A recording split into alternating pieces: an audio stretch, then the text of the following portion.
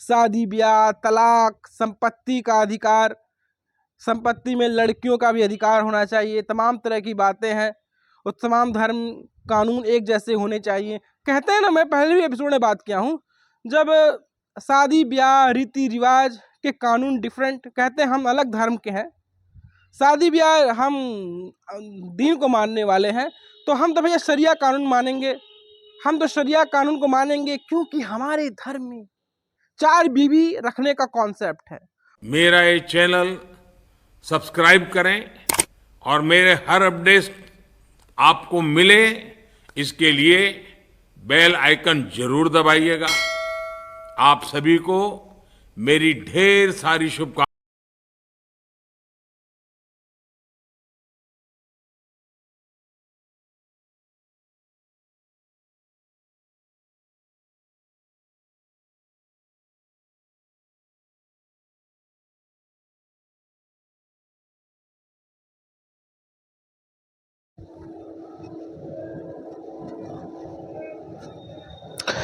नमस्कार, जय श्री राम, वंदे मातरम, हर हर महादेव। एक बार फिर आप सभी दोस्तों का आज के हमारे इस अंतर्मन पॉडकास्ट के इस एपिसोड विशेषांक में आपका स्वागत है।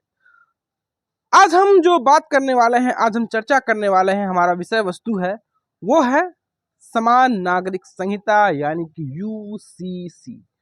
यूनिफॉर्म सिविल कोड एक ऐसा शब्द है जो हमारे संविधान के डायरेक्टिव प्रिंसिपल्स में आता है। जब हमारा देश आज़ाद हुआ, जब देश का संविधान बना, तो इसे हमारे संविधान बनाने वाले लोगों ने कहा कि जब देश आज़ाद हो गया है, जब देश में हमारे तमाम तरह की विभिन्नताएं हैं, तमाम धर्म हैं, तमाम पंथ हैं, तमाम रीति रिवाज को मानने वाले लोग हैं, तो इस देश को एकजुट कैसे रखा जाए। तो इस देश को एकजुट रखने के लिए हमारे इस संविधान नवनिर्माण करने वाले जो सज्जन थे, जो महापुरुष थे, उन्होंने कहा कि इस देश में एक कानून होनी चाहिए। एक कानून कहने का तात्पर्य है कि हिंदू समुदाय है, मुस्लिम समुदाय है, ईसाई समुदाय है, सिख समुदाय है, बौद्ध है, जैन है, ये सभी एक कानून होगा तो मुश्किलें जो हैं वो कम रहेंगी हमारे न्यायालय के ऊपर। क्योंकि शादी ब्याह का जो कानून होता है, तलाक का जो कानून होता है, हमारे हिंदू धर्म में अलग होते हैं, वो मुस्लिम धर्म में अलग होते हैं। तो और जो चीज़ें हैं उससे बहुत सारी समस्याएं भी हमारे देश में खड़ी हो जाएंगी। इस तरह का लोगों को मानना था, तो उनको मानना था कि एक कानून होने चाहिए। मगर हमारे देश के जो नवनिर्माण करने वाले लोगों में जो बड़े राजनेता थे, जो दिल्ली की सल्तनत पर काबिज हुए, उनके लिए ये चीज़ें गैर वाजिब थी, क्योंकि देश का विभाजन हो चला था और देश धर्म के नाम पर देश के 2 टुकड़े हो गए थे। मुस्लिम नेताओं ने इस्लाम के नाम पर पाकिस्तान ले लिया और भारत को एक सेकुलर राष्ट्र बना दिया। अगर एक कानून बनता है तो देश के आलिम हजरातों के जो शरिया कानून है, जो 4 बीवी और 40 बच्चे का जो कॉन्सेप्ट है, वो कॉन्सेप्ट कहीं भी तरीके से वो जमीन पर उतरता नहीं दिखता अगर उस दौर में यूनिफॉर्म सिविल कोड लागू हो जाता। तो हमारे उस दौर के नीति निर्माताओं ने इन बातों पर ध्यान नहीं दिया। देश बढ़ता गया और समय समय पर ये मांगे उठती रहीं कि देश में समान नागरिक कानून होनी चाहिए। गाहे बगाहे ये बातें चर्चा होती रही। खासकर जनसंघ से लेकर भाजपा तक का सफर जो राजनीति में तय किया गया, आज इस दौर में हूँ, भाजपा की राजनीति है, भाजपा फ्रंट फुट पर खेल रही है, भाजपा केंद्र की राजनीति में है, तो यूनिफॉर्म सिविल कोड धीरे धीरे आ गया है। अब भाई हम इन तमाम बातों पर बात किए कि यूनिफॉर्म सिविल कोड, एक देश एक कानून, शादी ब्याह, तलाक, संपत्ति का अधिकार, संपत्ति में लड़कियों का भी अधिकार होना चाहिए, तमाम तरह की बातें हैं और तमाम धर्म कानून एक जैसे होने चाहिए। कहते हैं ना, मैं पहले भी एपिसोड में बात किया हूँ, जब शादी ब्याह रीति रिवाज के कानून डिफरेंट, कहते हैं हम अलग धर्म के हैं, शादी ब्याह हम दीन को मानने वाले हैं, तो हम तो भैया शरिया कानून मानेंगे, हम तो शरिया कानून को मानेंगे क्योंकि हमारे धर्म में 4 बीवी रखने का कॉन्सेप्ट है, और हिंदुओं में 4 बीवी रखने का कॉन्सेप्ट नहीं है। हिंदुओं का एक हिंदू कोड बिल तो पहले से तैयार था। हिंदू कोड बिल रीति रिवाज के अनुसार कि अगर आप शादी करते हैं, आप तलाक दिए बिना दूसरी बीवी को नहीं रख सकते हैं, जिस तरह का कंसेप्ट हिंदू कोड बिल में है। हिंदू कोड बिल का उदाहरण मैं इस हिसाब से आपको दे सकता हूँ। अभिनेता धर्मेंद्र की ही बात करें, धर्मेंद्र की पहली शादी हो गई थी, उन्हें शादी करनी थी हेमा मालिनी जी से, तो उन्होंने इस्लाम कबूल करके उन्होंने हेमा मालिनी जी से शादी किया, दिखाने के लिए तरीके के तौर पर। तो उस तरह से उन्होंने इस्लाम कबूल किया। एक कांग्रेस के नेता थे चंद्रमोहन, उनकी पहली बीवी थी, पहली बीवी को रखते हुए बिना तलाक दिए शादी कैसे करते? चंद्रमोहन से वो चांद मोहम्मद बनकर शादी किए, उनकी शादी नहीं चली ज़्यादा। ये सब जो हम बात करें जो खबरों में रही है, वो खबर का कॉन्सेप्ट यहाँ रहा है। तो भैया दीन को मानने वाले इन चीज़ों को नहीं मानेंगे। दीन को मानने वाले शादी ब्याह तलाक जैसे मैटर पर अपने धर्म के अनुसार चलने की बात करते हैं। लेकिन जहाँ तक हम बात करें ये दीन को मानने वाले इंडियन पैनल कोड या भारत न्याय संहिता, CRPC को मिलाकर BNS बनाया गया, भारत न्याय संहिता कहते हैं न्याय के कानून में। तो हम भारत की न्याय के साथ चलेंगे, क्योंकि उसमें वो शरिया का हवाला नहीं देंगे। शरिया के साथ जाएंगे तो शरिया के कानून जानते, चोरी करने का हाथ काट देना, हत्या करने का गला काट देना, उसमें वो शरिया में नहीं जाएंगे। फिर वो मानवता और सिद्धांत के बलबूते पर काम करेंगे। लेकिन जो शादी ब्याह रीति रिवाज है, तलाक है, 4 बीवी 40 बच्चे, बीवी से ब्याह भी कर लिया, एक बीवी रखा, तो एक बीवी के रखने के साथ दूसरी बीवी रख लिया, दूसरी बीवी को प्रेग्नेंट कर दिया, उसके बच्चे हो गए, फिर उसको छोड़ दिया। वो बीवी बुरके में घूमती रही, न्याय मांगती रही, न्याय का दरवाज़ा खटखटाती रही, उसका घर का दरवाज़ा पीटती रही, लेकिन उसे न्याय नहीं मिला, उसे उपेक्षा की ज़िंदगी जीनी पड़ी। और उसके बेसिक हैं, जो उसकी बेसिक नेसेसिटी है, उसको भी ध्यान नहीं दिया गया। इस तरह की कहानी, इस तरह के चाल चरित्र और उस महिला के साथ जो शोषण, दोहन और उसकी मानसिक स्थिति जो अत्यंत दीन अवस्था में चली जाती है, उस पर कोई ख्याल नहीं रखता है। मतलब महिलाओं का शोषण इस शरिया कानून से होता है। शरिया का कॉन्सेप्ट में ही कहीं से भी मुझे नहीं लगता जनानी जो महिला है उनका किसी भी प्रकार से उद्धार होता है, उनका शोषण ही होता है। ये बातें तो यूसीसी को लेकर हैं। अगर हम यूसीसी को लेकर बात कर रहे हैं तो भैया आज़ादी से पहले हमारे देश में यूसीसी लाने वाला एक राज्य था, वो था गोवा। क्योंकि गोवा में पुर्तगाली थे, तो पुर्तगाली शासन था। 1960 के लमसम में गोवा स्वतंत्र हुआ, भारत गणराज्य में गोवा सम्मिलित हो गया। तो गोवा पहला राज्य था जहां यूसीसी था, समान नागरिक संहिता था, आज़ादी से पहले। आज़ादी के बाद किसी राज्य ने अपनाया है तो हाल फिलहाल में वो है पहाड़ी राज्य उत्तराखंड। उत्तराखंड की धामी सरकार ने यूसीसी लागू कर दिया, और यूसीसी लागू करने के बाद कईयों के पेट में हिचकोले शुरू हो गए हैं, कईयों के पेट में दर्द होना शुरू हो गया है। जो आला हैं, जो आलिम हैं इनके, उन्हें दर्द होने लग गया है। वो कह रहे हैं कि हम इसको नहीं मानने वाले, हम तो भाई दीन को ही मानेंगे। ये किसी कॉन्सेप्ट को नहीं मानते, ये कुछ मानते ही नहीं है। इनका मानना है कि हिंदुस्तान हमारे बलबूते पर चलेगा। हिंदुस्तान का कभी कभी जो कॉन्स्टिट्यूशन भी लगता है, जो अपने पर आती है, जो अपने पर इन्हें चीज़ें समझ में आती है, तब ये कॉन्स्टिट्यूशन का हवाला देते हैं। और लेकिन जब इन्हें अपने स्वार्थ सिद्धि करनी होती है तो अपने धर्म, अपने शरिया का हवाला देते हैं। ये कॉन्सेप्ट, ये बातें इनके साथ सैद्धांतिक तौर पर इनके साथ छपसा हुआ नजर आता है। अब धामी सरकार ने यूसीसी ले आए हैं, यूसीसी पारित हो गई है। पेट दर्द, मरोड़े, पेट में उठना लाजमी है, जो उठ ही रहा है। तो इनके कई नौनिहाल लड़के बोल रहे हैं कि हम हिंदू तो नहीं है ना कि एक बीवी रखें। एक बीवी रखने का सिद्धांत तो हिंदुओं के लिए है। हमारा कॉन्सेप्ट है 4 बीवी और 40 बच्चे। हमारे शरिया में लिखा हुआ है कि हम 4 बीवी रखेंगे। भैया इस शरिया का सिद्धांत हो सकता है अरब उरब से आया हो, भारत की सरजमी पर 4 बीवी वाला सिद्धांत नहीं है। देखिए कितनी हमारे साथ दगा की गई सनातनियों के साथ। ये कानून देखो सही नहीं है। क्यों नहीं है?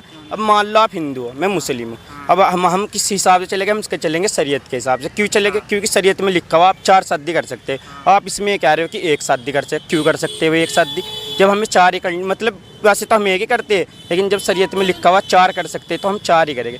हम मान लो 1 बीवी, अब उससे शादी होगी, अब एक को अच्छी नहीं लग रही, अब दूसरी मतलब मान लो रेडी है कि वो दूसरी शादी, तो हम क्यों नहीं कर सकते भी शादी? हमारी मर्जी होगी, इसमें सारे होगी। अब इसमें ये भी दो बच्चे क्या है, तो कहीं हाथ में थोड़ा ही, वो तो अल्लाह के हाथ में जितने भी हो सकते हैं। इसमें थोड़ा ना कि बिल्कुल मतलब 2 ही बच्चे कर सकते हैं, ये कानून इसलिए गलत है भाई। आपके लिए संविधान बड़ा है या फिर शरीयत के जो कानून या शरीयत जो है वो बड़ा है? देखो, संविधान के हिसाब से देश चलेगा, हम चलेंगे शरीयत के हिसाब से। अच्छा। अगर हम सनातनी अपने धार्मिक रीति रिवाज को देखें तो महाराज दशरथ की 4 बीवियां थी ना। तो रामायण में हम बात करें तो हिंदुओं के लिए सिद्धांत लागू कर दिया गया कि एक हिंदू एक बीवी, अगर एक बीवी ज़्यादा दूसरी बीवी लाएगा तो उसको तलाक देना पड़ेगा, फिर उसको जो उसकी पूर्ति है, क्षतिपूर्ति है, वो करनी पड़ेगी। लेकिन इनके साथ कोई कॉन्सेप्ट नहीं था। और जो शादी ब्याह करते हैं, वो जो लड़कियां होती हैं जो छोड़ देते हैं, दूसरी जो बीवी लेकर आते हैं, उसके साथ क्या जाति होती है, उसके साथ क्या अनर्गल होता है, उसके साथ क्या अनर्गल प्रलाप होता है, उसके बारे में कोई बात नहीं करता है। और प्रताड़ना की जो हदें पार हो जाती हैं उसके बारे में बात नहीं करता है कोई। और देख लीजिए 4 बीवी 40 बच्चे का जो सिद्धांत है, अगर इससे आप मैग्नीफाइन करके देखिएगा तो आज पाकिस्तान देख लीजिए, पाकिस्तान आबादी के मामले में कहाँ खड़ा है। बेशक भारत इस समय दुनिया की आबादी वाले देशों में शीर्ष पर खड़ा है, तो हमारा पड़ोसी राष्ट्र, हमसाया राष्ट्र जो पाकिस्तानी हमें कहते हैं, वो भी हमारा हमसाया ही है।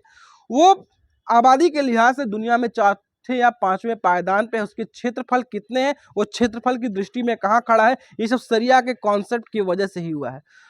सऊदीया जैसा देश अत्याधुनिक होता चला गया है, लेकिन ये भी आज भी 4 बीवी 40 बच्चे और शरिया के सिद्धांत पर ही। और धरती साकिन है, धरती चपटी है, धरती में आगे बढ़ेंगे तो धरती में कहीं गिर जाएंगे। और कहते हैं ये इनका कंसेप्चुअल व्यू ये है कि भाई ऊँट की पीठ पे चढ़कर ये खजूर तोड़ने वाले लोग हैं। इनकी कहानी और इनकी सियापा यहाँ साफ साफ नजर आ रही है।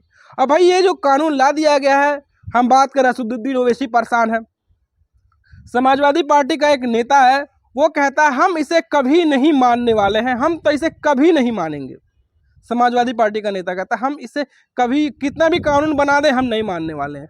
मतलब ये कानून को मानने वाले नहीं। ठीक ये उसी प्रकार है जैसे सिटीजन अमेंडमेंट एक्ट केंद्र सरकार द्वारा लाया गया था, तो ये लखनऊ में जाम करके बैठ गई थी, ये शाहीन बाग में जाम करके बैठ गई थी, ये भोपाल में जाम करके बैठ गई थी, पटना के सब्जी बाग इलाके में जाम करके बैठ गए थे और कह रहे थे कि कयामत तक हम नहीं उठेंगे। लेकिन शुक्रगुजार कहें या हम पैनिक कहें, कोविड आया, सब डर सबको लगता है, गला सबका सूखता है, डर के आगे जीत है। ये जो कथन है, प्रवचन है, ये एक विज्ञापन का है, लेकिन डर हमारे मोमियों को भी लगता है। तो ये डर उन्हें जो है वहां से हटने के लिए मजबूर कर दिया। एसटी हसन समाजवादी पार्टी के नेता है, कानून बनने के बाद भी बोल रहा है कि हम इसे नहीं मानेंगे। खैर यूपी में तो लागू नहीं हुआ, यूपी में लागू होगा भी, ये कुछ कबाड़ नहीं पाएंगे, कुछ उखाड़ नहीं पाएंगे, क्योंकि बाबा की सरकार है। और ये उत्तराखंड में लागू हो गया है, अब उत्तराखंड में कानून बन गया है। उनके आलिम हजरात बोल रहे हैं कि क्या लड़के लड़कियों की भेद को भी अब सरकार मिटाने की कोशिशें कर रही है। हमारे खुदा ने लड़का बनाया, लड़की बनाई, लड़की लड़का एक समान है। नहीं, लड़की लड़का कैसे एक समान है? कई लड़का बच्चे जन्म देगा, लड़की तो बच्चे जना की तो बच्चे लड़की ही, फिर एक समान कैसे हो जाएगा? अब के टाइम में क्या है, अब के टाइम में तो लड़की की है जो भी है। लड़की अगर तुम कहते मैं बाप को खड़े होकर मैं जानती नहीं तो कौन हूँ, मैं तो इस लड़के के साथ जा रही हूँ जहाँ मैं अपना आगे टाइम पास कर सकूँ। तो माँ बाप कहाँ रह गए, वो दहेज कहाँ जाएगा और वो उसका हिस्सा कहाँ जाएगा? अदालत ये नहीं सोच रही। अदालत हक जरूर दे रही है, लेकिन पीछे का कोई नहीं सोच रही। इज्जत बेइज्जत की कुछ नहीं सोच रही, इज्जत नहीं सोच रही। इज्जत क्या, माल के सामने इज्जत क्या चीज है, हैं? और इज्जत के सामने माल क्या चीज है, वो नहीं अपना वो ले रही है। अब ये सरकार जो है लड़का लड़कियों के बीच में जो भेद अंतर है, उस भेद को पाटने की कोशिशें कर रहे हैं। ये उनके मौलवी और मौलाना बोल रहे हैं। इनके लड़कों का भी कंसेप्ट वही है। उनके लड़के भी, मैं फिर से बोलता हूँ, वो शरिया मानने को तैयार है। वो पढ़े लिखे होंगे, ग्रेजुएट होंगे, कहीं ना कहीं कॉन्स्टिट्यूशन या कुछ शब्द या सिविक्स वगैरह पढ़े होंगे, या ग्रेजुएशन में रहे होंगे, आर्ट्स लेके पढ़े होंगे, सोशियोलॉजी समाजशास्त्र भी पढ़े होंगे। वो सब बेकार है, वो सब बेकार की बातें हैं। अरे कॉन्स्टिट्यूशन तो इन हिंदुओं के लिए है, कॉन्स्टिट्यूशन तो इन ईसाइयों के लिए है। हम कॉन्स्टिट्यूशन मानते थोड़ी हैं। हम तो भाई वो कॉन्सेप्ट के लोग हैं कि बांग्लादेश से आए हुए लोगों को भी हमारे धर्म के नाम पर भी हम छुपा कर और बसा कर रखने का काम करते हैं। तो यूसीसी आ गया है, उत्तराखंड सरकार ला दी है। अब उत्तराखंड में जिस प्रकार से कब्र जिहाद हो रहा था, एक होलो फर्जी कब्र बनाए जा रहे थे, और उत्तराखंड जैसा पहाड़ी राज्य जो देवभूमि कही जाती है, वहाँ पर जगह जगह पर हिंदू जो मंदिर थे, जो जिम कॉर्बेट पार्क है, राजा जी नेशनल पार्क है, वहाँ पर एक डिस्प्यूटेड कोई वहाँ पे हजरत आला आकर सोया नहीं था कब्र में। एक फर्जी कब्र बनाकर कब्र जिहाद करने की कोशिश की जा रही थी, फर्जी तरीके से मस्जिदें बना दी जा रही थी, मज़ारें बना दी जा रही थी, लाकर रोहिंग्यों को, बांग्लादेशियों को बसाने की कोशिश की जा रही थी, वहाँ की डेमोग्राफी बदलने की जो कुठाराघात की जा रही थी, जो चाल चित्र चल रहा था, वो कहीं ना कहीं इस तरह के कानून लाने से उस पर कहीं ना कहीं विराम तो जरूर लगता नजर आएगा। बातों बातों में हम बात करें, ये तो स्वागत करने योग्य कदम है कि हमारे जो धामी साहब है इस तरह के कानून लेकर आए हैं। पीड़ा तो हजरत ओवैसी कांग्रेस सबको हो रही है। कांग्रेस ने तो कह दिया है कि चलिए यूसीसी ठीक है, यूसीसी को गलत ठहरा ही नहीं सकते, लेकिन ये पॉलिटिकल है, पॉलिटिक्स है। तो भाई पॉलिटिक्स ही कुछ करता है, आप तो कुछ करिएगा नहीं, क्योंकि आपका जो दीन का वोट बैंक है वो आपसे नाराज हो जाएगा। आप दीन को नाराज करना नहीं ना चाहते हैं। आप देखिए हल्द्वानी वाला किस्सा ही देख लीजिए। हल्द्वानी में रेलवे की जमीन के आगे एक धर्म वाले आकर बैठ गए थे, रेल के पटरी का चौड़ीकरण होना था, उठने का नाम नहीं ले रहे थे। हल्द्वानी में खूब बवाल हुआ, और हल्द्वानी में पहले सिचुएशन नहीं थी, ये आकर वहाँ बसने लग गए, वहाँ पर अवैध कब्जा करने लग गए, आकर बैठ गए। हम कहाँ जाएं? इनका वही पीड़ा वाला रोग है, पीड़ा वाला दर्द है, वही इनका पैनिक बटन है कि हम कहाँ जाएं। हिंदुस्तान में तो हमने यहाँ रहना सीखा, हिंदुस्तान को अपनाया, हम चाहते तो पाकिस्तान चले जाते, लेकिन हमने हिंदुस्तान चला। हिंदुस्तान की सरजमी को हमने अपने रंग से इबादत गाहें गढ़ी हैं। हमारे ही बाप दादा चाचा ने तो हिंदुस्तान बनाया, हिंदुस्तान पर हमने रूल की। लेकिन ये नहीं बोलेंगे कि ऊँट की पीठ पर चढ़कर खजूर तोड़ते हुए इनके बाप दादा हजरातों ने हिंदुस्तान पर आए, हिंदुस्तान में अवैध तरीके से कब्जा किया, हिंदुस्तान में हत्याएं की, हिंदुस्तान में बलात्कार की। इन सब कहानी और कॉन्सेप्ट के बारे में कोई बात करता नजर नहीं आता है। और रही बात उत्तराखंड की, तो उत्तराखंड में यूसीसी आया है, बहुत ज़रूरी था। हमारी देवभूमि है, हमारे धार्मिक स्थल हैं उत्तराखंड में। हमारे पहाड़ों पर जिस तरह से इस्लामिक हरे चादर का पांव पसारा जा रहा था, इस्लामीकरण किया जा रहा था, कहीं ना कहीं ये कानून आने के बाद कहीं ना कहीं उसमें रोकथाम जरूर लगेगी। और एक देश है, एक तरह के कानून होने चाहिए, चाहे वो किसी भी मजहब से आए, चाहे वो सिख हो, चाहे ईसाई हो, चाहे मुस्लिम भाई हो, चाहे हिंदू भाई हो, चाहे जैन भाई हो, चाहे बुद्धिस्ट भाई हो, चाहे पारसी भाई हो, सबके लिए। जो इंसाफ पसंद या पढ़ने लिखने वाले लोग या उसका मुताला करने वाले लोग कहते हैं कि अभी हिंदुस्तान में यूनिफॉर्म सिविल कोड की जरूरत नहीं है। दूसरी तरफ हमारे मुख्यमंत्री जी धामी जी, जो पूरे प्रदेश के चीफ मिनिस्टर हैं, वो अपने बड़ों को खुश करने के लिए या ये दिखाने के लिए गैर मुस्लिम भाइयों को कि देखो हमने एक खास तबके को टारगेट करके उनको दबा दिया है, वो यहाँ उसको लागू करना चाहते हैं। जबकि पहाड़ में दूसरी बहुत सारी बिरादरियां ऐसी हैं जो मुसलमानों से ज्यादा रीति रिवाज रखती हैं। उन जातियां जनजातियों को इस यूनिफॉर्म सिविल कोड से बाहर कर दिया गया है और मुसलमानों के अक्सर मसाइल को इसमें ले लिया गया है। उसमें ये कोशिश की गई है ताकि मुसलमानों को दूसरे तबके को खुद एक कानून होने चाहिए।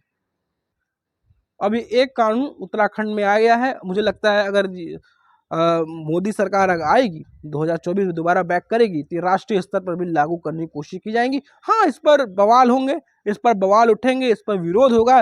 जैसे यूसीसी सीए को लेकर हुआ था, ऐसा है विरोध और बवाल ये यहाँ पर भी काटते नजर आ रहा है। और उत्तराखंड वाले मामले में ही बवाल थोड़ी न टल रहा है, बवाल अब भी जारी है, बवाल अब भी कायम है। लेकिन ये चुनाव का समय है, चुनाव का सीजन है, लोकसभा चुनाव दहलीज पर खड़ी है, तो भाई विरोध और प्रतिरोध की कहानी तो चलती ही नजर आएगी। तो दोस्तों, आपको हमारी ये कहानी कैसी लगी, आपको हमारा एपिसोड कैसा लगा, आप हमें जरूर बताएं। दोस्तों, अगर आपको कंटेंट हमारा पसंद आ रहा है तो आप सपोर्ट भी कर सकते हैं, आप हमें सहयोग भी कर सकते हैं। आप हमें हमारे चैनल को लाइक शेयर सब्सक्राइब कर आप हमें सपोर्ट करें और हमारी पत्रकारिता को बल दें। दोस्तों, फिर हाजिर होंगे एक नई कहानी के साथ, एक नए एपिसोड के साथ, एक नई चर्चा के साथ और राष्ट्रवाद की एक नई कहानी के साथ। तब तक इजाजत दीजिए। नमस्कार, जय श्री राम, वंदे मातरम। फिर मिलते हैं।